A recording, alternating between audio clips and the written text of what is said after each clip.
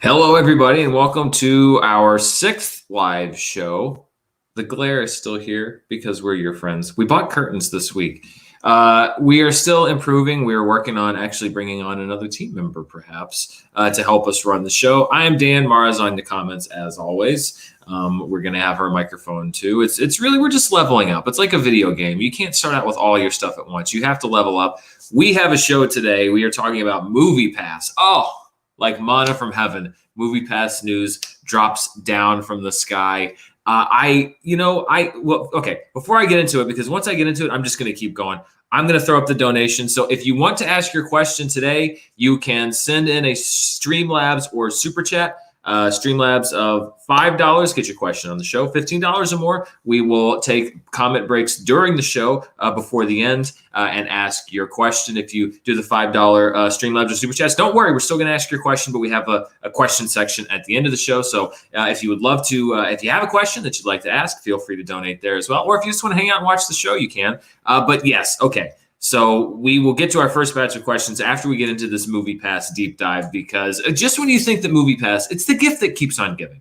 It really is. I was a MoviePass user. Mara was a MoviePass user. We were described as, I think, heavy MoviePass users. We cost them a lot of money. And when it was running, everybody said, well, MoviePass is a scam. MoviePass is a scam. And I would always push back and say, it's not a scam because we are benefiting. We, the consumer, are benefiting from this. They're the ones that are losing money. So you can't really call that a scam. But now I think you can safely call it a scam because, and only because, I don't throw that word around lightly.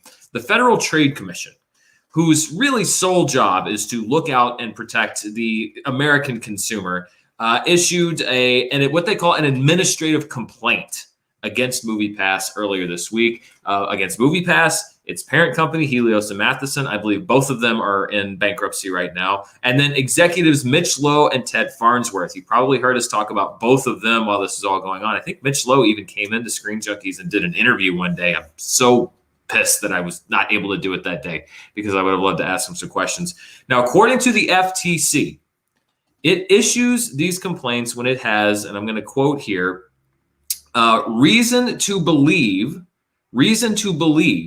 that the law has been or is being violated, and it appears to the commission that a proceeding is in the public interest.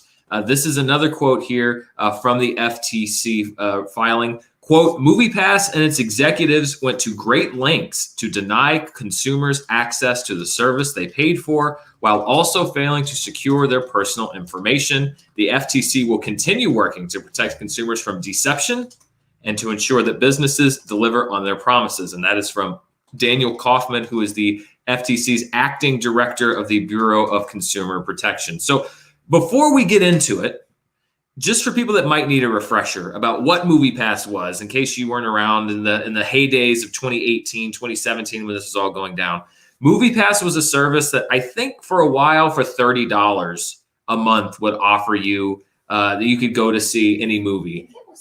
Well, it started out as $30 a month. And then they made this big splash when they said, okay, we're making a change. They brought on Mitch Lowe. They brought on Ted Farnsworth. They were the two guys that were really in charge of MoviePass. They brought these two guys on, and they made a radical change in direction. And they said, we have a new deal.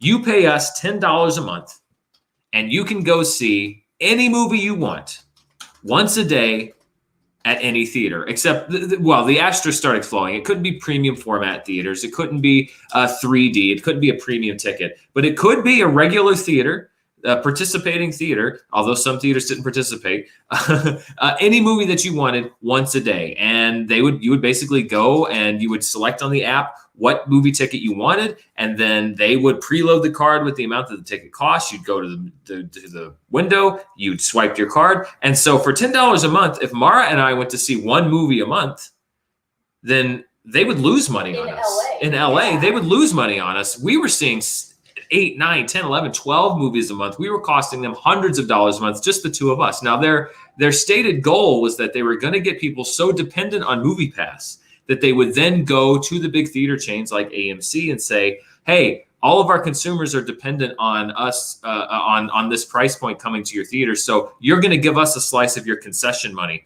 because otherwise we're going to cut off access to you and you're not going to get these customers anymore. I guess what they didn't think of was that the chains would say, screw you, and introduce their own version of MoviePass, which is what AMC did. AMC A-List, Mara and I are still members of AMC A-List. So things did not go well for MoviePass.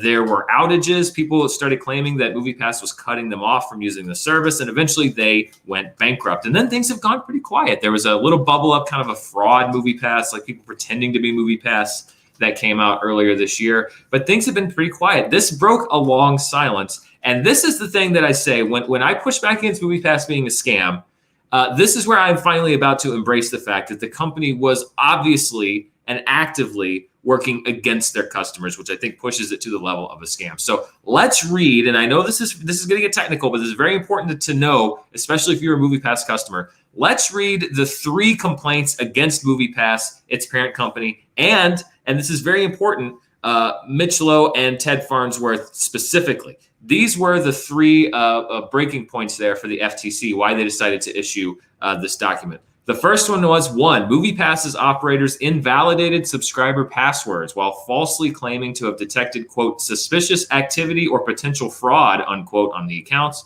MoviePass's operators did this even though some of its own executives raised questions about the scheme. So if you ever got a notification from MoviePass that your password was bad, turns out maybe it wasn't. Here is the second part of their complaint. Number 2, MoviePass's operators launched a ticket verification program to discourage use of the service. This program required subscribers to take and submit pictures of their physical movie ticket stubs within a certain time frame. Subscribers who failed to submit their tickets could not view future movies and could have their subscriptions canceled if they failed to verify their tickets more than once. The program blocked thousands of subscribers from using the service because of problems with the verification system, according to the complaint. This was something that Mara and I actually heard about, because they did eventually have to, you would buy the ticket, you would have to take a picture of the ticket stub in the app and send them a picture of it, because they were allegedly worried that people were buying tickets and then getting a return and just taking the money. I sincerely doubt that anybody was doing that. But it did say, if you don't send your ticket stub to us, then we can deactivate your service. But as this complaint specifies, it's not just that people weren't following through on what MoviePass asked them to do. It's that the service itself, the verification system itself, was faulty, and then MoviePass would use people's problems with the service to deactivate their accounts, which would then discourage people, obviously, from using it because they couldn't. And here is the third. This is the third thing that they said, and this to me is the most damning, especially when you talk about going all the way to the top. This was the third complaint. Number 3, MoviePass's operators used, quote, tripwires that blocked certain groups of users, typically those who viewed more than 3 movies per month, from utilizing the service after they collectively hit certain thresholds based on their monthly cost to the company, the FTC alleges. The commission's complaint details how Lowe and Farnsworth were personally involved in this scheme. For example, Lowe is alleged to have personally ordered subscribers' passwords to be disrupted and even chose the number of consumers to be targeted. Both executives knew their scheme was deceptive and harmful to customers, according to the complaint. I mean, like I said, this is the worst of it all, because this isn't just a poorly run company. This is an intentionally poorly run company, in the sense that this is an allegation that Lowe and Farnsworth knew what was going on, knew they were losing money, and targeted the people who were just taking advantage of the service that their company provided. This is bad stuff. But this is like if that's a punch in the face, here's the kick in the balls, because this is an additional thing that was put in the FTC complaint. Quote, in addition, MoviePass's operators also failed to take reasonable steps to secure personal information it collected from subscribers, such as their names, email addresses, birth dates, credit card companies, and geolocation information. For example, the company stored consumers' personal data, including financial information and email addresses, in plain text, and failed to impose restrictions on who could access personal data. MoviePass noted in its privacy policy that it used reasonable measures to protect personal information, including encrypted customer emails and payment information, according to the complaint. Despite these claims, MoviePass's operators left a database containing large amounts of subscribers' personal information unencrypted and exposed, leading to unauthorized access. So not only, if you're a MoviePass customer and one of their most loyal customers, meaning you use their service the most, not only is the FTC saying that MoviePass cut off your access, changed your password, locked you out due to a faulty ticket verification system, and at the personal direction of the executives of the company, but they also compromised your personal data. I can't think of how you could run a company worse than this. It's first of all, you come up with an unsustainable business model, unsustainable for you as a company. You're going to go bankrupt, and they did. Number two, inside of this unsustainable business model, the FTC is alleging at least that you come in and you are cutting off people's rightful access to that model. So you're screwing over your customers that way, and you're also failing to protect their personal information. That's like the triumvirate of like how not to run a company. So you would think, obviously, even just with the bankruptcy, even without these FTC filings and allegations, that Mitch Lowe and Ted Farnsworth would be on the outs, right? Who would want to hire them? They've got to, file some kind of a complaint against them, or that. Of course not. Are you kidding me? These guys are fine. First of all, let's talk about the punishment that the Federal Trade Commission is suggesting, because they have to suggest a punishment, and then it goes to public comment, and then they'll decide whether this is going to be the punishment. So from the Federal Trade Commission, they have proposed, it's basically a 20-year punishment that says, don't do it again. So MoviePass and Helios and Matheson, it's hilarious because they're being held to this punishment, which is great because neither of those companies are in business. But then Mitch Lowe and Ted Farnsworth, also personally, will be barred from misrepresenting their business and data security practices. And also any business controlled by MoviePass, Helios, or Mitch Lowe must implement comprehensive information security programs. Essentially, the FTC is going to these guys and they're saying, hey, don't do this again. And also, if you say that you're going to protect people's data, protect people's data. If not, you're going to be fined. That's the proposed thing. Now, there is no court case necessarily right now, unless somebody decides to bring one up. But still, this is basically the Federal Trade Commission going to the American consumer and saying, y'all got screwed. And so this is what we maybe suspected was happening behind the scenes. But it's kind of unfathomable to me that you could run a company like this. But Lowe and Farnsworth have really skated. Not only are they not running away from their involvement with MoviePass, they are flaunting still to this day their involvement with MoviePass. For example, Mitch Lowe, if you go to his personal website, it's right there on the front page. It says, what is it? Co-founding executive of Netflix, CEO of MoviePass, former president of Redbox. He is very proud to have been involved with MoviePass. And I mean, that's CEO of MoviePass right there on the top of your website. That would be like the White Star Line in 1912, the summer of 1912, being like, their banner in front of their building reads, "We built the Titanic." Well, yeah, you did, and it's notable, and people remember it. But is that really what you want people to associate with you? But he doesn't care, and they don't care because they think that MoviePass is associated with disruption.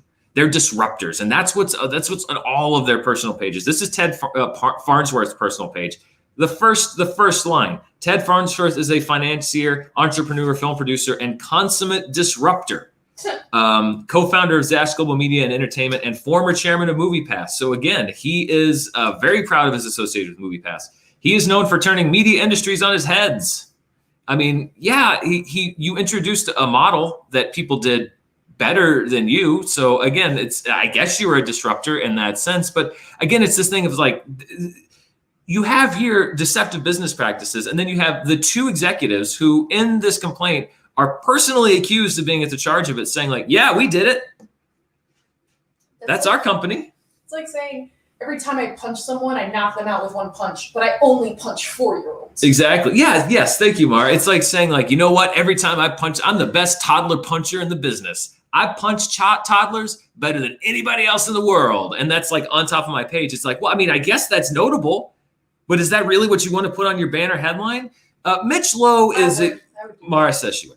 Mitch Lowe is a veteran of companies like McDonald's and Redbox and Netflix. So I guess it's not too surprising. Ted Farnsworth is an interesting guy. So he has done a lot of different things in his life. When you Google him, actually his personal page is not the first thing that comes up. It's his LinkedIn page, which I think is hilarious. So when you go to Ted Farnsworth's LinkedIn page, it has the same opening line. Ted is a financier, entrepreneur, and consummate distributor. As chairman of MoviePass, he stood the entertainment industry on its ear. As the creator of a groundbreaking theater subscription model now imitated by many, he's known in the trades as the innovator who changed the movie industry forever. Yeah, okay, whatever. But my favorite thing is underneath, he lists his credits. He says his feature-length film executive producer credits include, and then right there is Gotti.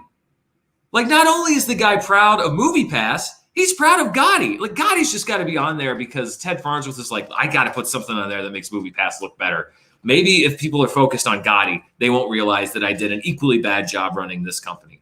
So these guys are very proud of what they did with MoviePass, even though it was an abysmal financial failure. Even though, yes, it inspired other companies to do it better.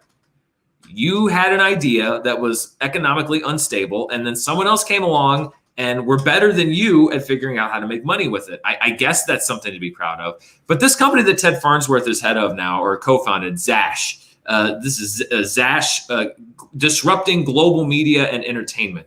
His newest project, Farnsworth, is he wants to compete with TikTok. And so he bought this this company from Singapore that is going to rival TikTok, or they think is going to rival TikTok, and it's called Lowe. And Zash, some of Zash's tweets, if you go to their Twitter account, first of all, they have 1,400 followers, so they're doing great. If you go to their Twitter account, they have some great tweet. This is literally just like trying to find the best in anything. So, for example, when they're talking about Lowe, here's one. Wow, as of 6/9/21, we have over half the number of global reviews of Snapchat in the App Store. How cool is that? I don't know. How cool is that? This is my favorite one, though. This was a tweet. Lowe hit number 4 in the App Store in Nigeria this past week. How cool is that? I mean, I don't know. I don't know how cool that is. Is that supposed to be cool? Listen, they're trying to make Lowe happen. It's kind of like, you do the thing, you make the music clips. I don't know. I'm a grandpa. I don't know how this works, but I probably know how it works better than Ted Farnsworth. There was a recent conference where Ted Farnsworth, I guess his business plan with Lowe, he said, quote, we're going to take movie B-roll, have Lowe creators make movie trailers, and turn them into NFTs. That sounds like a really solid business plan. That does sound like a business plan from the mind of the man who helped to bring you MoviePass. So anyway, that's what's going on with MoviePass. It's obviously some of these deceptive business practices, at least allegedly, are being unveiled. But I think it also goes into something called corporate culture. That is, I'm not going to go crazy on it, don't worry. Corporate culture meaning executives who are at the heads of these companies very rarely face any circumstances whatsoever when they run those companies into the ground or when those companies go bankrupt. They just move on to another high-paying executive job. It may be a bit of a personal embarrassment, but very rarely does an executive actually go down with the company. They leave that to all the minions, like, the people who work for them and the people who are just trying to have a great job. Chloe, the director of marketing, they're the ones who suffer from all of these things. And the executives just go on to another job. I've seen it. I wasn't at the company, but I have seen the wreckage left behind when a company is run into the ground and the executives literally disappear into the wind. I sat and watched it happen. Literally, a company being dismantled in front of my eyes.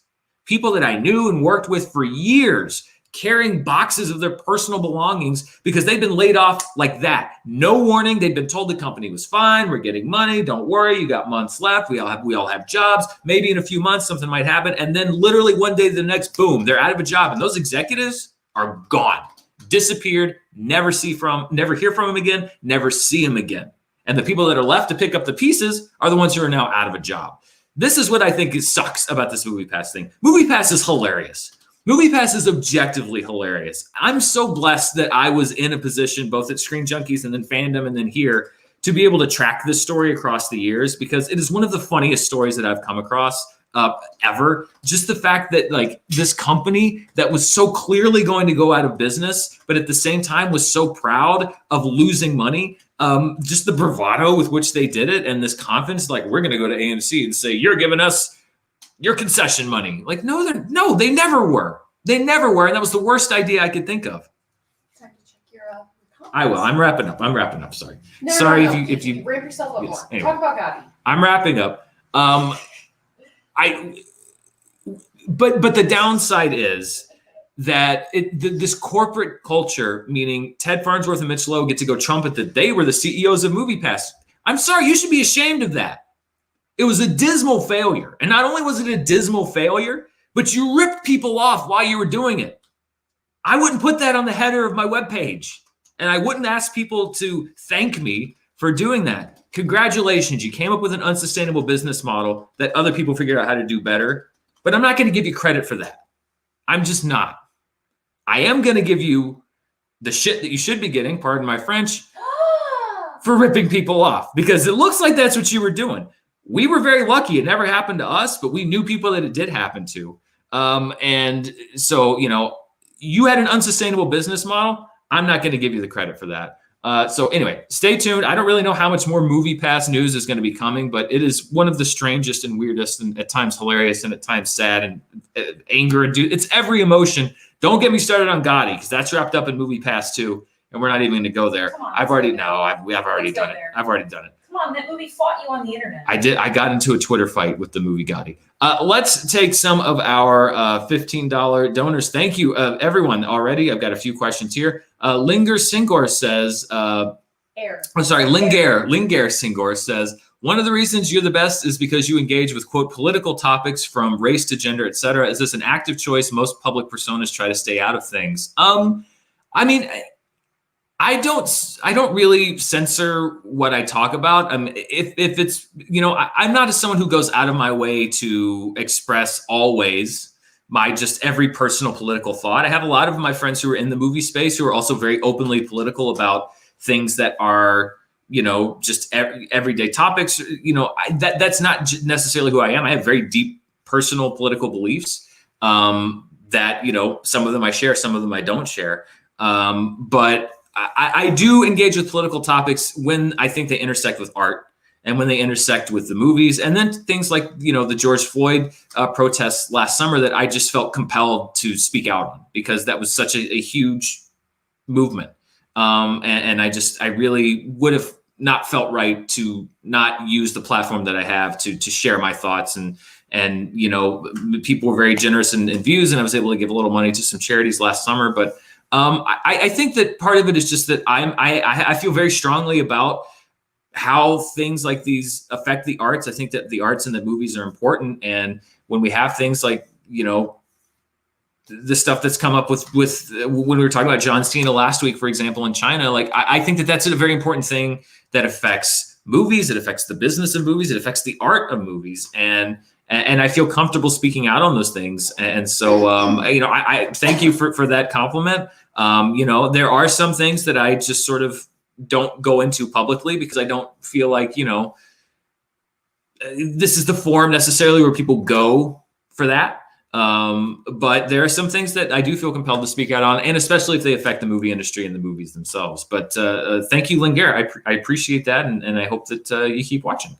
Drew Lorenz says, I bought over $500 in free food with my MoviePass by checking in and going to the food court next door. $12 at a time, never got my card canceled. Not sure if I'm alone there, but you can basically buy $12 of anything with me if it's close to a theater. Well, Drew, I think that's why they started the ticket verification system. Listen, I don't, especially compared to what it's been revealed they were doing.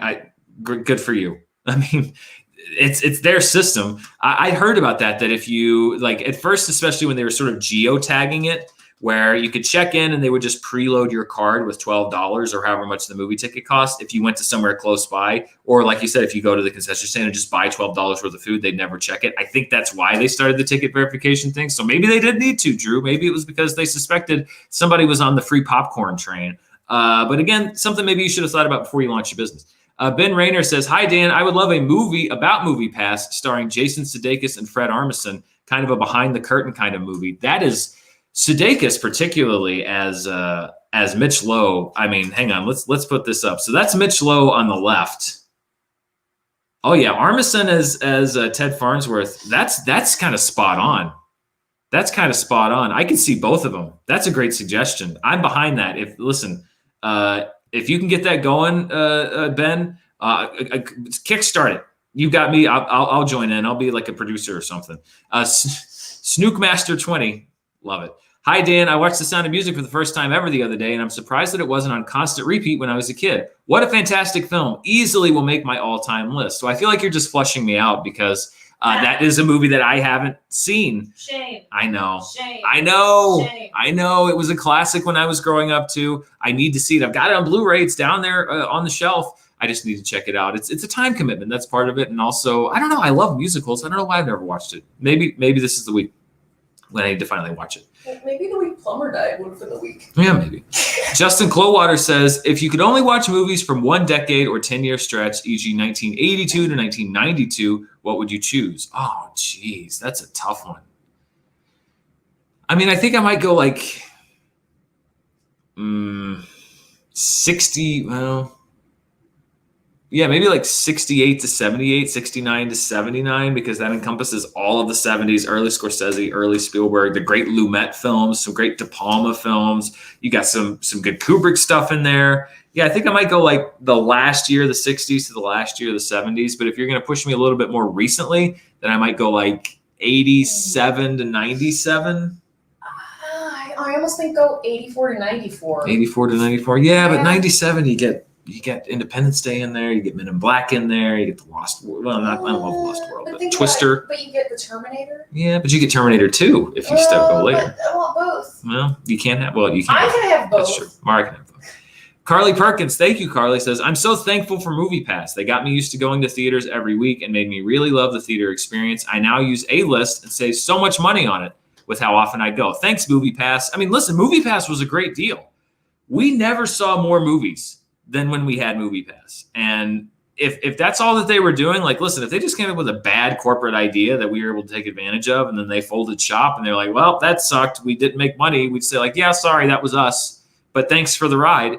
The thing that pisses me off and makes me angry is all of this stuff that the FTC has come out with in their complaint, that like they were blocking people actively and consciously from using the service, because that's passing the onus of your bad decision making onto the consumer, and that's not right. I've never been angry at MoviePass really before today, because I was taking advantage of their bad judgment. They did it, not me. And I think it did get a lot of people out to the theater. And that is a bonus thing about MoviePass. I think a lot of people saw a lot of movies because of MoviePass. If they'd just been able to do it without kind of ripping people off, that would have been great. Stretchy Hulk says, happy Friday. Stretchy Hulk. Reminds me of World's End. They called Nick Frost Pink Hulk. Stretchy Hulk says, happy Friday. Do you feel movies might not be quite as tight because filmmakers now know their films are going to be seen at home primarily? Recent examples being Cruella or Army of the Dead. Thanks. Well, when you say tight, I can see it as two ways. Tight in the 90s sense. I didn't think Cruella was that tight. I thought Army of the Dead was pretty tight, although a lot of other people didn't. But when you mean tight as in, I think you probably mean time. Meaning Cruella and Army of the Dead, both movies that were well over 2 hours, and you can argue whether or not they should have been. I don't think we're there yet, only because I don't think that Cruella, when they made it, there was the thought that it was definitely going to be seen at home. And then Army of the Dead, that was a Netflix film, so Snyder obviously knew that people were going to be watching it at home. But at the same time, he's never been a filmmaker that was worried about the runtime of his movies. Let's be honest. I mean, I think any deadline or any time shortening to a movie was studio mandated. We've seen what happens when he's given free reign. And to be honest, I mean, listen, I enjoyed the Snyder cut. He was in complete free reign over that, even though he did indulge himself here and there quite a bit. But I don't think that's necessarily the case. I really do think it is more the case of like, I think studios feel like they need their movies to be big and sprawling, and that audiences are going to somehow feel ripped off if it's less than an hour, 50 minutes or 2 hours. Like it's not a movie. And I've always said, I feel like movies are as long as they need to be. I felt like Cruella was a little longer than it needed to be. And if we're being honest, Army of the Dead was probably a little longer than it needed to be. But I don't think it's people that are watching at home. I think that it is people that are given more freedom because movies are now saying like, well, we've got to make it feel like an event. That's my thought. PLD, what's up, man? PLD, thank you so much. Don't ever apologize for ranting. We're here because we appreciate your views and opinions. I used MoviePass at the beginning, but got out as it got worse. Glad for Regal Unlimited now, though. Hi, Mara. PLD says hi, Mara. Oh, did he hear me mention Ed Harris? Is that what happened? I think he did hear you mention Ed Harris. Yeah, I mean, that's the thing is like there's Regal Unlimited, there's AMC A-List, which is what we use. I think we're also members of the Cinemark one because it's cheaper. You get one a month, but it pays for itself if you use it. And discount on concessions. So, I mean, listen, MoviePass definitely came up with a new platform, I guess, or a new idea. It inspired these chains to do it. But again, I could say, okay, if I came up with a business tomorrow that says, I'm going to come up with a coupon where if you buy ice cream for $5, I'm going to give you $8.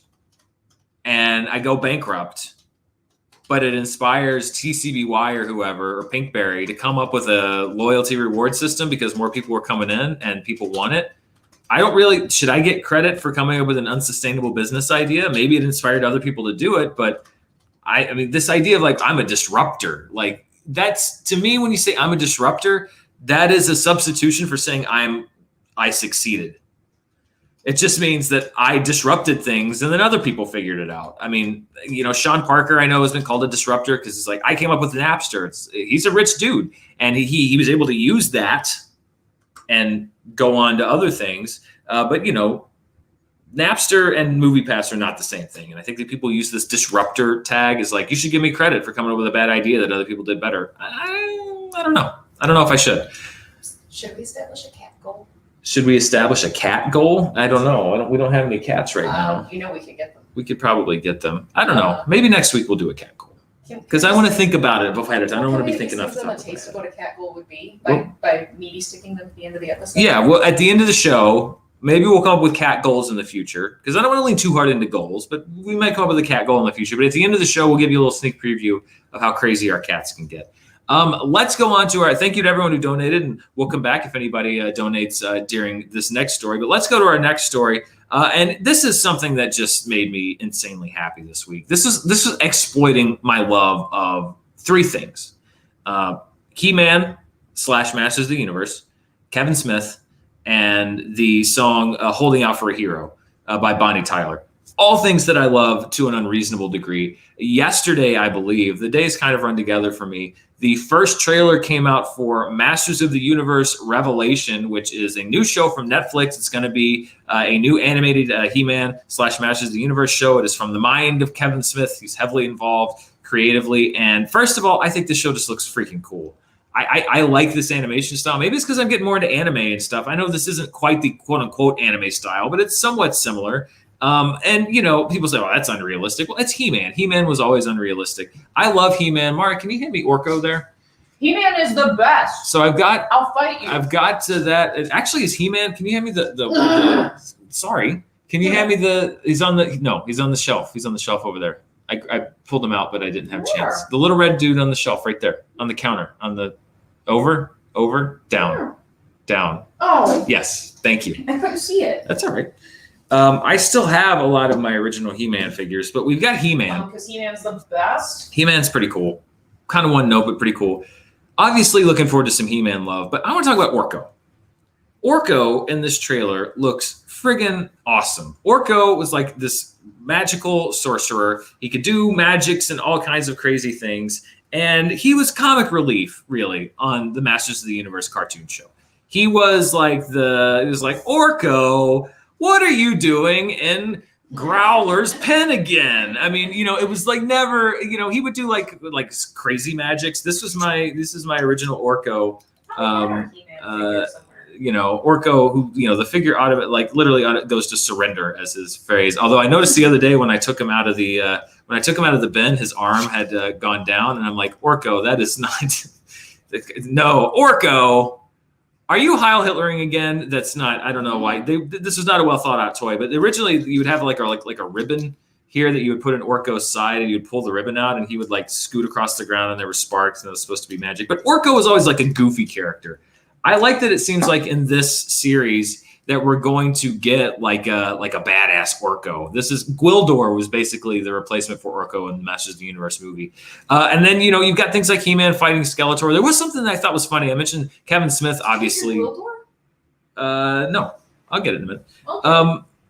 this was something I thought was funny. Maybe Kevin Smith has acknowledged this, but as you know, if you know me, I have no chill when it comes to Kevin Smith. But I noticed this thing, which is that there's this shot of He-Man and Skeletor like opens a portal and like punches through it, and his fist is huge. And it reminds me that like Kevin Smith has a thing for supervillains with big fists, because you've got Skeletor here, and then you have the famous I'll just say it from Jay and Silent Bob, Cockknocker, also with a big fist. So Kevin Smith is a fan of villains with oversized fists, because now we've got He-Man taking on, Jay and Silent Bob taking on, both villains with big fists. I don't know what that says. I mean, listen, Kevin Smith is a very open man. I've never really heard him go into deep explanations about what it is with villains with giant fists. But we now have Jay and Silent Bob and He-Man both taking on a villain with a giant fist. Well, if you end up fighting him for the singles title, you can ask him. That's true. If Kevin Smith wins that number one contenders match, and then I win my belt match, then he's going to get this fist of trivia. That sounded bad. That sounded bad. And it looked bad, too. It looked bad, too. Forget I ever said it. We'll just erase this part from the video. You can do that, right? Someone gif it. We'll edit that out. Anyway, let's see. Do we have any questions? Nope. Okay, let's move on to the next. Yeah, we've got plenty. Yeah, for the end of the show. Let's move on to our next topic. Oh, by the way, Mara brought this over. This is Gwildor, by the way. So Gwildor was basically the equivalent of Orko in the Masters of the Universe movie, and they just changed him for some reason to the He-Man, this little guy, the cosmic key. Sounds a little more like Fred Gwynn, right? Isn't that his name? Ed. No, wait. No, I'm thinking of Fred Gwynn. Oh. Edwin? That person that Mike Carlson loves a lot, and yes. Christian always does the voice stuff. So anyway, Orko and Gwildor. Oh, this is your little Masters of the Universe history lesson today. Essentially the same character, just different mediums in the Masters of the Universe universe. If Gwildor shows up in the animated series, I would lose my mind. That'd be incredible. That would be like the meeting of Dumbledore and Gandalf, the two greatest Masters of the Universe wizards of them all. Bring it on. I'd love it. All right. So our next story, I made a very, very fancy graphic for this. This is obviously going to be a weekly repeating thing, because people keep asking celebrities when they're promoting other things that they're doing if they're going to be in upcoming pop culture things, to which they can obviously not acknowledge that they are or are not going to be in. So this is the start of a new feature. Get ready for this graphic. It's incredible. This week in celebrities denying that they're going to be in things. We have previously covered Andrew Garfield denying that he's going to be in the new Spider-Man movie. We have covered Emily Blunt denying that she is going to be Sue Storm in a new Fantastic Four film. Well, this week, Jimmy Kimmel gave us a great clip. He was interviewing Liam Neeson for his newest film, and Liam Neeson has to deny that he is going to reprise his role as Qui-Gon Jinn in the Obi-Wan Kenobi television series. Let's take a look. You said that you got a couple more action movies up your sleeve. I wonder if you have any like Star Wars TV shows up your sleeve, because Obi-Wan Kenobi is in progress right now, and I'm wondering if you're going to be on that. No, I don't think so. No, I haven't been approached. You said you have, or you haven't been approached about it? I haven't been approached. I see. Haven't. I mean, you're such a good actor, you could easily be lying and we would have no idea.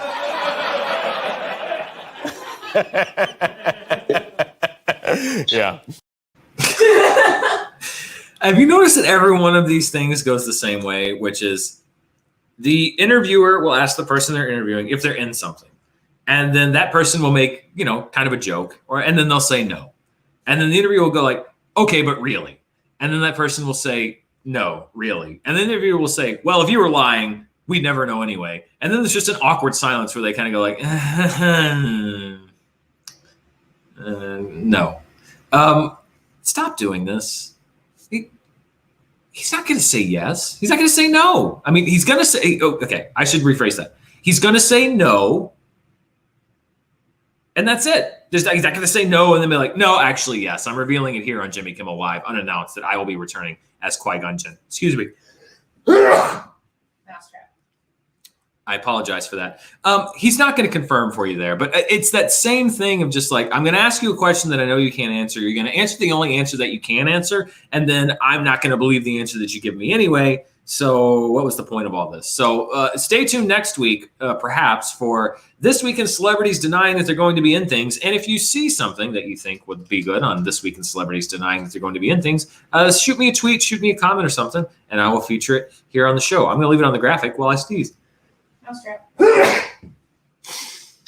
Excuse me.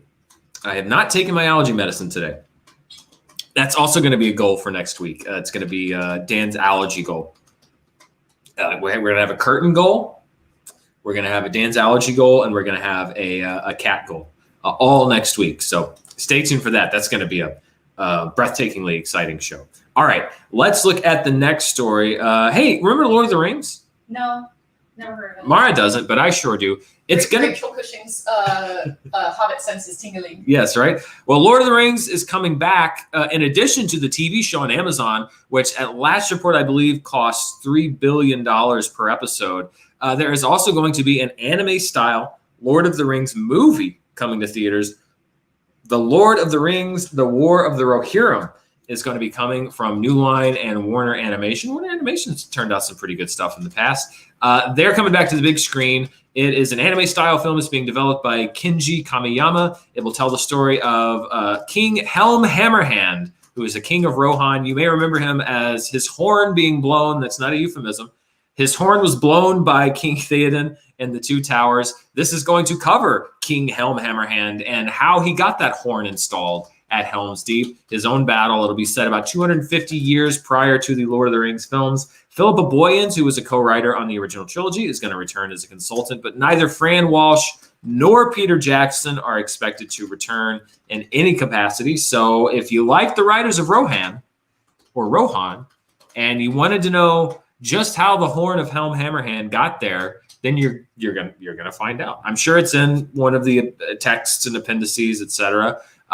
This is where we are with we talked about this last week with IP, intellectual property. Is they now belong largely to studios who can do whatever they want with them. So we've got this TV series coming from Amazon. We've got now the Horn of Helm Hammerhand movie. This could be cool. I love the Battle of Helm's Deep. And if you want to go deeper into Rohan, that's fine. There's a bottom that you hit at some point, but the problem is you don't know you've hit the bottom until you make something that's garbage. If you make 46 great Star Trek movies, then that's great. But when you make that bad 47th one, people are going to be like, oh, great. Well, they're really plumbing the depths again. They've said that about 8 times about Star Trek, but they really are plumbing the depths at this point. Not really. Anyway, Lord of the Rings movie, animated movie, sure. Why not? Sign me up. I like Warner Animation, and it's going to be a theatrical film. I think it could be a cool style. It could be a cool movie if you do it like the Battle of Helm's Deep and the Two Towers. You can just go watch the Battle of Helm's Deep and the Two Towers. That's cool as well. All right, our last story before we get to your questions. Loki. I don't know if you've heard about Loki. It's a show. It's on Disney+. There are a couple of reviews here on the channel that you can check out. One for the first 2 episodes. That doesn't have any spoilers. And then one for the first episode. That one does have spoilers. If you want to check that out, there's links, etc. You can see that. But Loki, apparently, as with everything that happens on streaming, it set a record. But it looks like this might be a legitimate record. Samba TV. We'll talk a little bit about Samba TV, and we have in the past. Samba TV claims that Loki's first day viewership was a record for a Disney Plus Marvel series. They said it was more watched than the debut episodes of The Falcon and the Winter Soldier and WandaVision.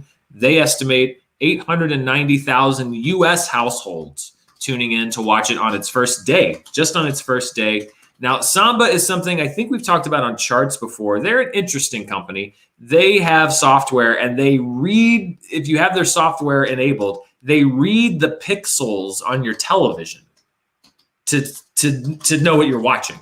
So they actually read your screen, and then they'll report that data back, and then they do the estimations, et cetera, based on that. And so that's how Samba collects their data. I've often talked about their data. I don't know how accurate it is, only because I don't know their full methodology. And also, as is pointed out in this story, and I love it because Anthony D'Alessandro, he writes for Deadline, and he does their streaming stuff, box office stuff, all their numbers stuff. He's kind of like the charts guy of Deadline. And much like me, he's gotten frustrated with all of these streaming companies not reporting any of their numbers. So at the end of this story, Anthony D'Alessandro says in Deadline, it says, One non-Disney studio insider complained to me that Samba TV's numbers don't tell the whole picture because they don't include mobile viewers, which is true. They only look at televisions. Those streaming services have no room to talk. Just report your viewership numbers and stop whining. That's a bit of a news story. Like, that's not commentary. That's a news story. So Anthony D'Alessandro has had it with you, Disney Plus, and everyone else, and you're not reporting numbers. I kind of agree. It'd be much simpler if they would just report viewership numbers. But yeah, so this is not an official Disney report.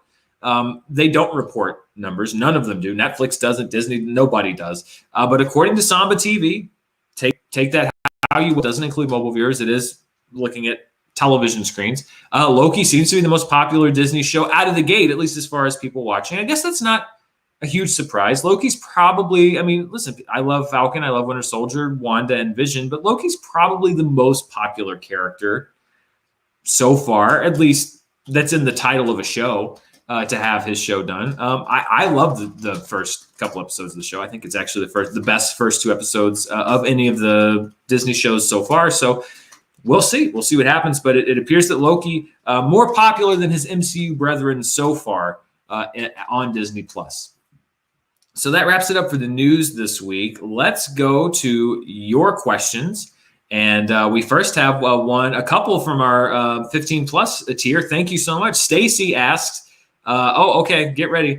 We got some Bitmoji beat poetry to do. If you haven't watched the show before, some people sometimes will send me a Bitmoji. Is that what it is? It's a Bitmoji or an emoji?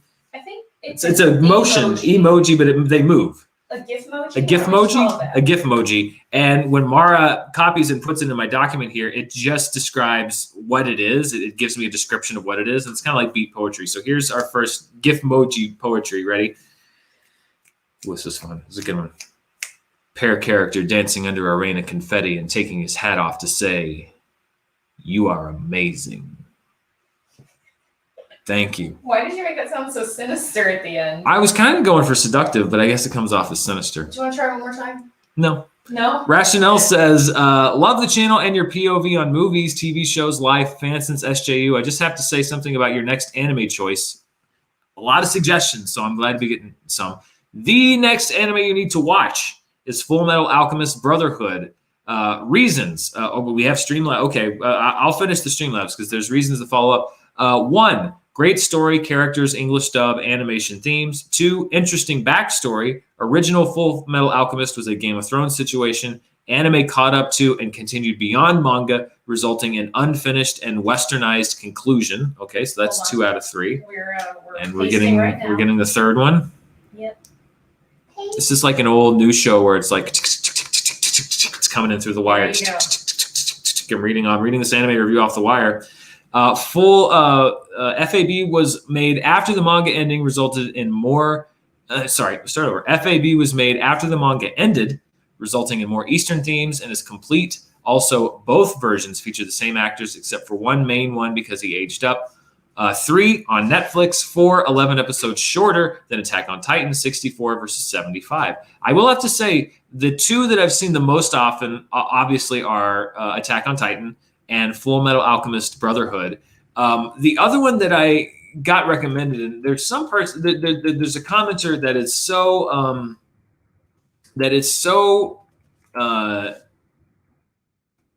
like, I'm trying to think of the word.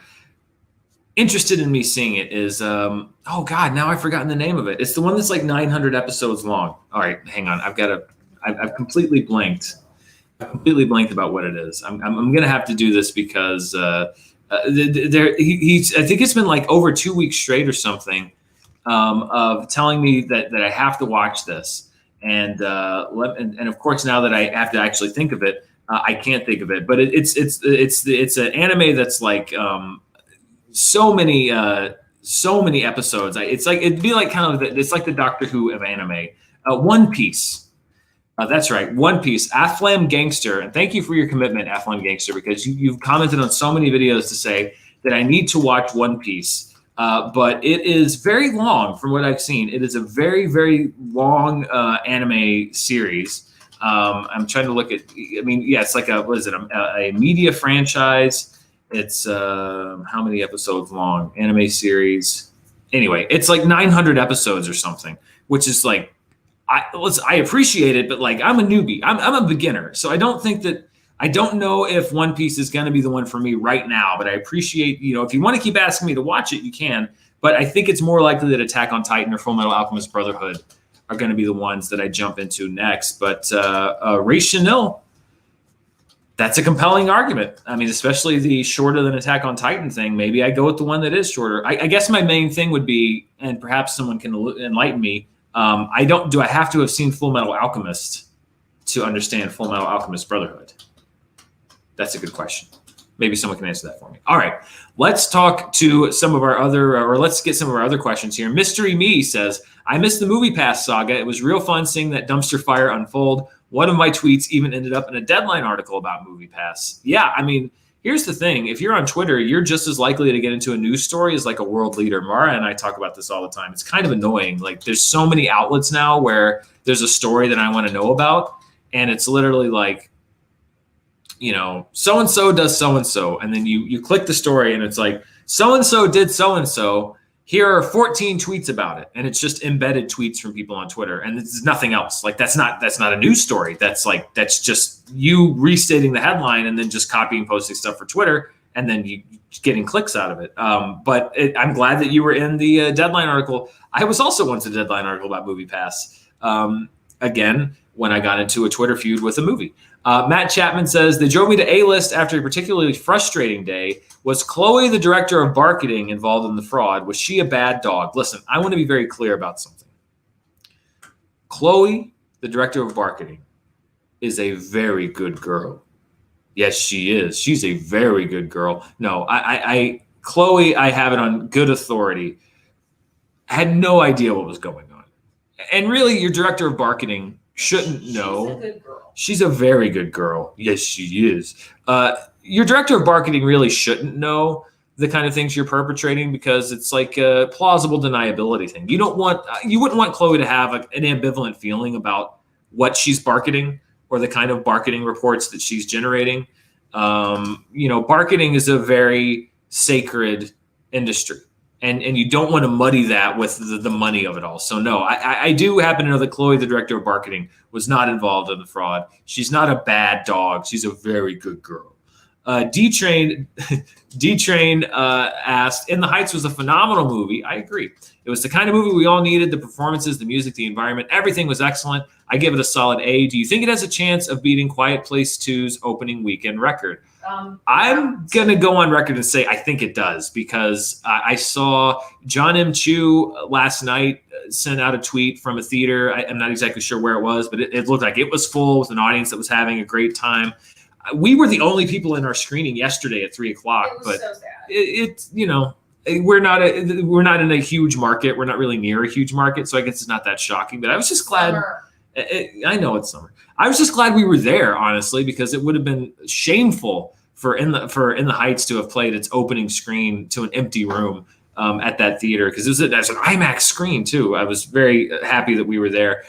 Yes, as a matter of fact, I'll say that it has a very good chance, I think, of beating Quiet Place 2's opening weekend record. I think it's going to over-index. When I did my picks for the top 10 summer movies, I said it. I'm high on In the Heights, so we will see. This weekend is a great test. TJN214 says Dan's arch rival isn't anyone in the Schmodown. It's Gotti. I mean, we were rivals for a while. I think I fairly handily won that fight, honestly. I mean, I guess I really shouldn't be surprised that there was some kind of shady stuff going on behind the scenes at MoviePass because I already went after Gotti because there was some obviously shady stuff going on with their reviews. I guess it shouldn't be a huge thing. But yeah, Gotti and I, if Gotti wants to come pick a fight with me again, I'll go for round 2. Me and John Gotti, I'll give him the 5 boroughs. I'm going to give Kevin Smith this fist of trivia, and I'll give Gotti the 5 boroughs. That's what I call my fists, the fist of trivia and the 5 boroughs. I'll give Gotti the 5 boroughs again. We'll go around and round for round 2. I'm a Manhattan-only person myself. Yeah, Mara's not a bridge and tunnel person. Ben Close says, is this a normal streaming time for you? It's the perfect time for me, Saturday morning in New Zealand. Also, please watch and review Your Name. It's my fave. Well, I'll tell you, Ben, if you want to see my thoughts on Your Name, if you go over to SEN, the Schmodown Entertainment Network, I did an episode of all my movies on Your Name when my show was still on that channel with Tony Revolori, who you might know from Spider-Man Far From Home, and all the new Spider-Man movies and Grand Budapest Hotel and Dope, so many great movies. But Tony and I talked about Your Name, and I'd actually never seen it. So it's not an official review, but it is me talking about the movie if you want to check it out. A normal streaming time for you. That's a good question because we're actually trying to find when the best streaming time for me is. We were thinking of moving the shows potentially to Wednesdays and moving all my movies to Thursdays because Thursdays, which is when we were doing the show, it's just bad. It's just a bad time because we oftentimes have to go to a movie on Thursday if we don't get a screening. And I'm trying to get screenings for as much as I can. Some stuff I'm able to, some stuff I'm not able to, in all honesty. And so Thursdays are becoming more of an option for us. So it is possible that we could move this show to Wednesday, but we've also talked about potentially keeping it on Friday. It just kind of depends. I think we will have an answer on next week's show. Yeah, hopefully by next week we'll be able to sort it out because I've got to send some emails and talk to a couple people about changing the schedule, particularly with the podcast. But that it's noted because I know that some people have more time on Fridays. Dakota Barber says, planning to watch Spielberg's movies before West Side Story. Schindler's List is next. A perfect movie, but incredibly difficult to watch. I mean, true on both accounts. That's just on another level for him. Mara's favorite movie. Ryan Spalding, any chance of you reaching out to do something with Red Letter Media? They mainly watch bad movies, but I think you'd be a great fit. I love bad movies. Yeah, I love bad movies too. I don't, and this is not false modesty, I don't consider myself on the same level with Red Letter Media. They've been doing this a lot longer than I have, and their stuff I watch all the time. It still makes me laugh. I love their analysis. I love that they have a completely different vibe from everybody else. They come out after everyone, but they had time to sit, and the production value on that is so high. The analysis, I think, is great. I just generally tend to agree with one or both of them. Mike and or Jay. A lot of the time we have very similar sensibilities with very similar senses of humor. So I just as a fan, I enjoy watching them. I almost feel like I'm not even worthy to reach out to Red Letter Media because they are to me, one of the godfathers of movie criticism on the internet. But it would be the thrill of my life to do something with Red Letter Media. They're great. They're amazing. And I love all of them. We met, Jay came out several years ago and did some stuff with us at Screen Junkies, and he's such a nice guy. And they worked on a couple things together, and yeah, I love those guys. I'd love to do that, but I almost think it'd be arrogant of me to reach out to them because I don't even know what I do. They're like, hey, can I come hang out? I don't know. It's weird. I'll reach out to them. I have no shame. Kirby French says, who should direct the eventual MoviePass biopic? Maybe Adam McKay. Well, we already have the cast. We have the cast of Jason Sudeikis and Fred Armisen. That was decided by Ben Rayner earlier. Pretty great. That's a pretty great casting. So who should direct it? I mean, Adam McKay makes sense because he did, the Big Short, and he's done kind of a mix of comedy and I think he might have hit it bang on right there. I think Adam McKay is a great choice. You have comedic actors, but you also have a director that can do both. Obviously, Sudeikis and Armisen can do lots of different sorts of acting. They act so much acting. I think you nailed it there, Kirby. I think Adam McKay is a great choice. Thomas Schwenke says, I really like that you always acknowledge in your reviews that it's fine to disagree with you. Was there a formative moment for you when you disagreed with some of your idols like Siskel and Ebert? That's the one thing that I always try to make very clear is I don't consider my opinion to be correct.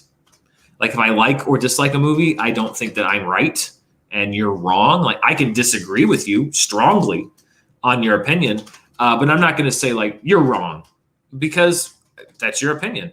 There have definitely been. I remember reading because for a while, when you're younger, you sort of take what critics say, or at least I did. It's sort of the opposite of just well, if Siskel and Ebert says it's bad, it must not be good. And then as I started reading more reviews, I would realize that there were some movies that Roger Ebert loved or hated, and then I'd see the movie, I'm like, well, that's weird. Roger Ebert hated Wet Hot American Summer, hated it. Wrote a whole poem in a review in verse about how much he hated Wet Hot American Summer. He hated Kick-Ass, and I liked that movie. He just thought it was morally reprehensible because of all the stuff with Hit Girl, and that was something that he was very sensitive to. Yeah, children and violence. Children and violence. He was very anti that, even given different context and whatnot. So yeah, I would say as I got older, I kind of learned to, I think in a weird way, looking up to them helped me because I came in respecting them already and respecting their thoughts on film and respecting their accomplishments. And so when I already have respect for that person, then I could disagree with them and not lose that respect. And I think that that's really essential to, I mean, I think it goes beyond film criticism. I think it's just generally in life. If you walk into a situation and just have respect for somebody, then you can disagree with them over something and it doesn't have to devolve into a shouting match. It's when you don't respect anyone or don't respect anything. And I'm not saying that every single person deserves your respect, but you should at least give them a chance to earn it. I think when you don't respect anybody, that's when it just becomes a shouting match. And I think that that's part of the problem with a lot of things going on today is that everyone has lost respect for everybody. And they've just lost the idea of the fact that like some things transcend whatever you're talking about, movies, politics, whatever. Like basic humanity should just kind of transcend all of that at some point. And it doesn't always. But You shouldn't even have to say that. we shouldn't have to say it, but it's true. 1/4 Canadian, we got some GIF emoji beat poetry. Here we go, beat poetry. Hippo character going really fast on his chair, propelling the chair across the room. It's like an action film. I like that one. Miss Orsa says, I just want to throw this out. Have you thought about slice of lifestyle anime? Disastrous Life of Psyche K is sarcastic and funny. Hayoka is beautiful. Monthly Girls. Nozaki-kun is short and sweet. I have never heard of any of those. And I'm not familiar with that particular type of anime, but I'll look into that. Rationale says, name pronounced Rational. Okay, sorry. Rational says, oh, this is the answer to my question. Full Metal Alchemist 2003 and Full Metal Alchemist Brotherhood 2009 are based on the same manga and share the same story till Full Metal Alchemist had to create a new end. The difference, the manga was finished, so they remade Full Metal Alchemist with manga ending and called it Full Metal Alchemist Brotherhood. Oh, see, that's incredibly useful because now that was kind of one thing I was wondering. I'm like, oh, am I not going to understand it? But if it's like the same thing, then I'll just watch that. Ding ding. Rational, you're being very rational about this because you every question that I have, you have a rational response. I like it. System Production says, have you seen the new Nicole Kidman limited series preview on Hulu? And do you think we're getting too many limited series with the same stars? Best, Nate. I have not seen that. Which one is that? It's not the Lucy thing. That's a movie, right? The Lucille Ball thing. There's so many limited series. And you're right. Nicole Kidman's been in so many of them that I don't know which one is which. 9 Perfect Strangers? 9 Perfect Strangers. Oh, I remember we saw the trailer because it reminded me of, we saw 9 Perfect Strangers and I said, oh, I prefer 3. Or what was it? Was it that movie 3 Perfect Strangers? Right? The triplets, or was it 4? No, it's 3 Perfect. 3 identical. 3 identical. Yeah. There's 9 Perfect Strangers. That I prefer my Strangers 3 identical. Best documentaries. It's a great documentary. Yeah, we saw it like as a pre-roll for something because we watched something on Hulu. I don't remember what. There's so much stuff. There's so much stuff. I know it sounds like I'm not complaining about it. It's like it's just a reality. There's so much stuff. It's hard to go through it, but I think that you can use the same stars. And when you said Nicole Kidman limited series preview, it's probably bad that I thought of like 7 things. It was like, which one is that one? Well, then maybe they have a point. Yes, I think that you can have too many of one thing with the same stars. Let's see. Vince Carrion donated, said, as a fan of Peter Berg's movies, what ripped from the headlines event do you think he should direct, and what role can Marky Mark be cast in? Also known as Mark Wahlberg. Yeah, Peter Berg does like to do these kind of direct from the headlines type things. Usually, a lot of times, kind of action, maybe mixed with a little bit of tragedy. I don't know.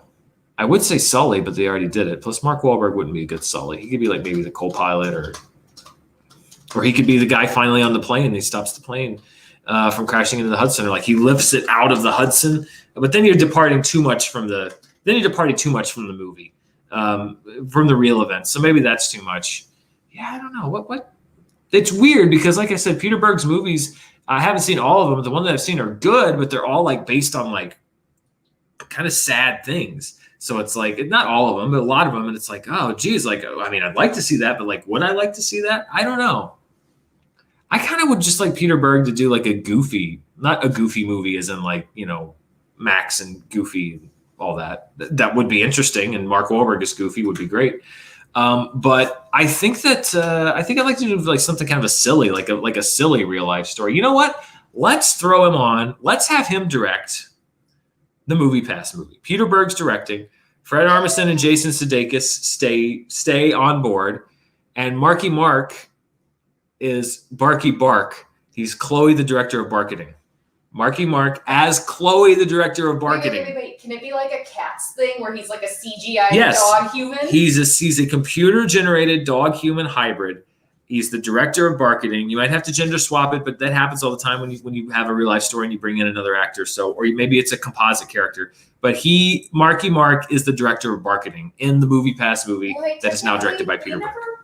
We were not privy to Chloe's gender. Chloe could have very well been a boy dog. We don't know. We don't know. I was shown a picture gender. of Chloe and told that Chloe was a good girl. I cannot confirm that, other than the fact that she or he is a good dog.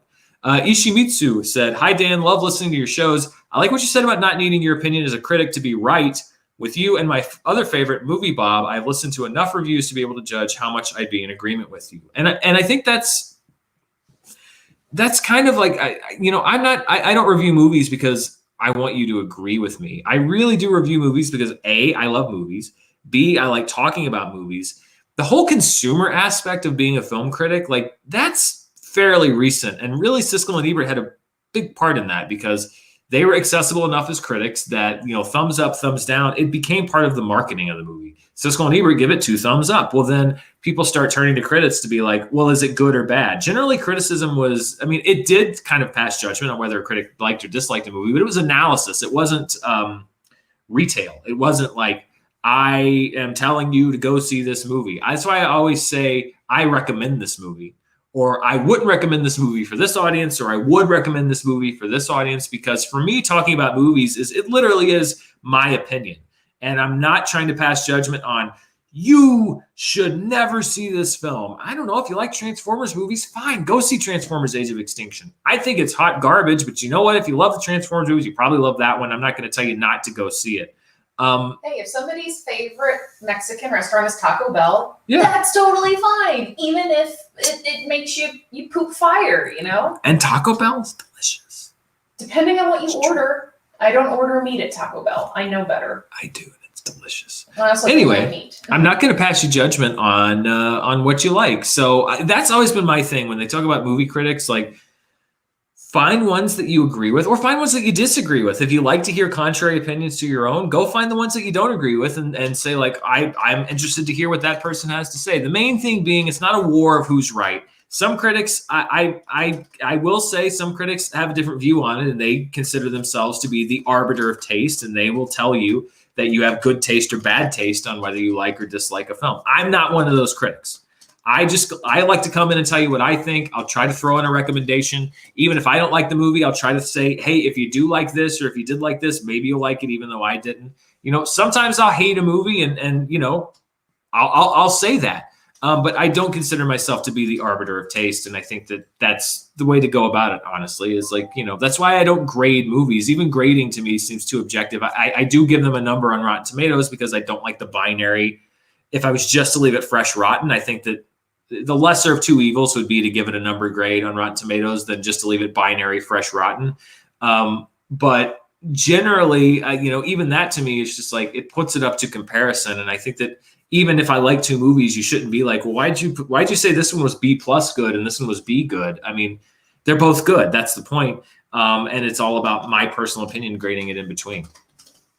So yeah, I would say don't get too caught up in the agreement and disagreement, and more just like, it's all about discourse.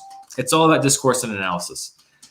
Casey Watson says, what are your top 3 best movie bonus features? Wow, that's a great question. I mean, collectively, the appendices on the Lord of the Rings films are maybe the best bonus features ever made.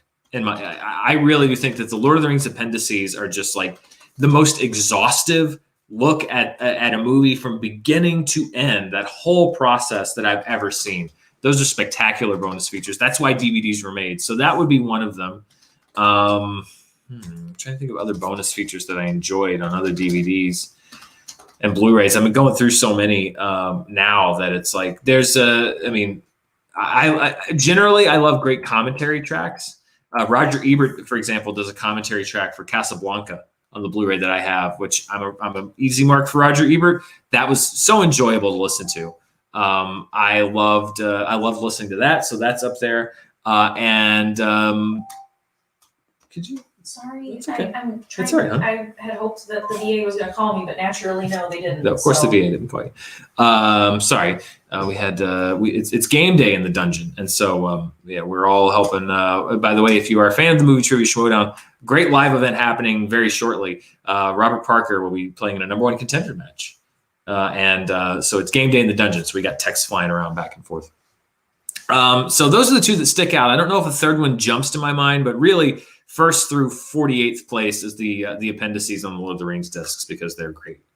I think that is it, except for one bonus question down here. No, there's another one. There's another one? Oh, okay. Michael Parker says, hey, Dan, this isn't a very weighty or thought-provoking question. I mean, that's fine. I was just talking about Marky Mark playing a dog, so it's not a very weighty or thought-provoking show. Is there any significance to that transformer in the background of your videos? There is, actually. That is Mara's transformer. That's your original... Oh, my Optimus Prime? Yeah. Yeah, that's an original 1980s Optimus Prime. That's an original 80s. That comes from Mara's childhood. That is an original That toy Optimus was Prime. made, I believe, before I was born. Wow. It I'm predates Mara. 99% sure that it was made before I was born. It is older than Mara. So it's also like... Because I think it was from the Transformers the movie product Yeah. stuff. Oh, yeah, And from I the was- Transformers I was the not movie. alive Yeah. yet. Yeah, generally when you look at the background of the set, I mean, it's a lot of my stuff, but I also, Mara, you may not see her on screen as much, but Mara is a huge part of running the channel and helping me get everything together. So I like putting stuff in the background that's also reflective of her A lot of background. my toys end up in Yeah, the a lot of her background. toys, the Spock bear that's over there right now is hers. So, I like it to be... I slept with that bear every night for like 20 years. Yeah, I like it to be reflective of my background, her background, and then a lot of his stuff that we did together, like our Lego sets, our James Bond car, and our Avengers Tower over there right now. Oh, So, there's a whole closet full of Lego sets. Yeah, Our so Millennium it's Falcon, all of it. it's kind of like her past, my past, and then our current life together is what you see back there. Evelyn Jorquera Quiroz says, love the channel, love the show and the channel, just wanted to support. Thank you, Evelyn. That's very nice of you. I think I'll take the donation banner off because that's the only question I have right now. We have a bonus question, and then if something comes on before we're done with that, then we'll throw it in there. Let's see. Saketh Ram says, Dan, can you review AMC A-List versus Cinemark versus whatever Regal has? Yours would be the go-to MoviePass review comparison on YouTube. That's a good question. I mean, I've never used Regal's version, although we do have Regal theaters nearby. I thought that was a really good idea, by the way. That is a good idea. I have Cinemark, which is again, it's very limited. I think it's one movie a month, but it's at such a discounted rate that it makes sense. Plus, you get 20% off all concessions, which is something that AMC has rewards, but they don't offer they offer free upgrades, which would be kind of a discount. AMC A-List, of course, is the 3 movies a week with the reward points, et cetera, and then there's other perks. I don't know about Regal. I think it's a little more similar to AMC, but. We have the Lorac here, right? We do. It's over Oh wait, is the that one- the one that's on across over. Rodney Peril?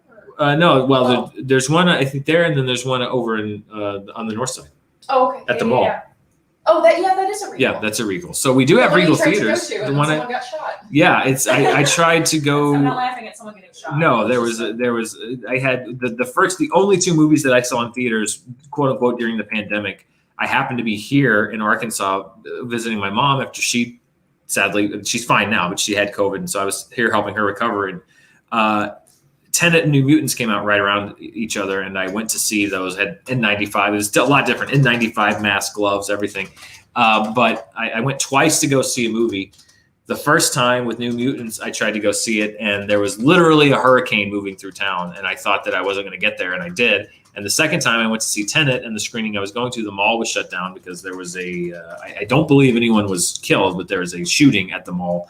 And so I just somebody's thrown up obstacles for me to go to the movies. But I ended up going to a different showing across town. But yeah, that was an interesting time. But that's a good idea. Maybe I'll have to do that because I do have all 3 theaters in this market. And perhaps, I'm sure that there are other people that have done it. I'm sure there are, but maybe I'll give it a whirl and I'll find out for myself. I have to say right now that, A-List for me is that's the go-to, even though we don't have as many AMCs nearby. I just think that I just really like that program. But that's a great suggestion, Sakath, and perhaps I'll take that. I think that runs it. I think that's everything for today. Thank you to everybody who sent in a question and donated. Thank you to everybody who just hung around and watched me rant about MoviePass for another 30 minutes or however long it was. Well, don't forget, we have one last thing we're going to do. We do. Oh, that's right. So we want to give you a preview of just how nutty these cats can be. How do you want to do this? Should we put them up on the counter? Muffin. Sir Pounce. Yum yum. Yum yum. Yum yum. Usually we'll hear them running up the stairs by now. Oh, I hear I I hear hear it. Jingle Bell. Yeah. Yum yum. Get up here. Oh yeah. Here they come. Oh, Oh, there they wow, both they're both coming Hi, up. Muffin. Muffin. Muffin. Muffin. Come here. Muffin. I know you're Muffin. you're trained not to jump up here. Muffin. She's not Hey, Sir trained. Pounce. She gets in trouble for it. Muffin, look. Come here. Can you hear it? Muffin, come up here. Muffin, come here. Muffin. She jumps on this desk all the time when she's not supposed to, but now when we want her to, she won't do it. Muffin. There you go. Look. Look. Come on, kitty. Muffin. Do you need help? I've never seen her be Look. camera shy before. Come here. There you go. You're figuring it out. Oh, There there you she go. is. Muffin, look. Buddy. Buddy. Here, I'm going to pick him up. He's too scared. Muffin. Hey, Here. Muffin. Muffin. Oh, Come there here. you go. Good boy. Muffin, come here. Hey, Hi, buddy. No, you get. Muffin. Okay. Sir Pounce. Here, I'm going to move the camera back. Yeah, move the camera back. Show the people what Can their they see all of it now? our expansive set here. There we go. Good girl. Sir Pounce, come over here. Buddy. Here, Muffin. So these are our cats. She still has a little shave spot from where she had surgery. That's where they put the little patch on her afterwards. Good girl. Mommy's so proud of you. Give her that other one over there so I Muffin. can give him some. Hey. Go to Daddy. Muffin. No, Muffin. go to Muffin. Daddy. Look. Here. Daddy. There you go. Good girl. So yeah, we've talked about having cat Good goals. girl. I'm so proud of you. These are the beasts that you would perhaps be setting goals for. Oh, Good girl. Mommy's so proud of you. They're good. She does tricks. They're good kitties. Good girl. Oh, they're wonderful cats. They are. Um, They're my favorite little beasties. As you can see, I rented the void from. We did get one more also that came in while I was doing Hey, it. Did she take his? no, she bopped him. She bopped? No. Be nice. Be nice. Be nice to him. Okay, you have one He more by the loves way, from her. Rick. He loves her. She just barely bullies tolerates him. She loves him. She acts because she's on camera. She knows. Yeah, she knows. She knows what's up. All right. Sorry. One last from Rick Bickmore. Dan, you should check out Regal's Unlimited Pass. It's excellent if you have Regal nearby. Well, maybe that clenches it. Maybe we should check that out. Thank you, Rick. We will do that. Rick. I'm sure you get that all the time. I'm not going to subject you to that. Thank you from John Oliver's Void, which I rent out from him. Thank you, everybody, for coming on the show. Thank you, Muffin, for making a special guest appearance and delighting our guests like Orko, Gwildor, MoviePass, and Liam Neeson. Thank you, everybody. We will be back next week. Stay tuned. We'll keep you. I promise. Things are kind of in flux right now with a lot of different things, but we will have a consistent time in the next 2 or 3 weeks where you definitely know when the show's going to be. We've just been moving a lot of stuff around. We've been in and out of town. We're heading to Dallas in a couple weeks to see another movie and crazy stuff. But stay tuned. We'll let you know when the show is going to be. Thank you for watching. Thank you for donating. And we'll see you next time. Bye, everybody.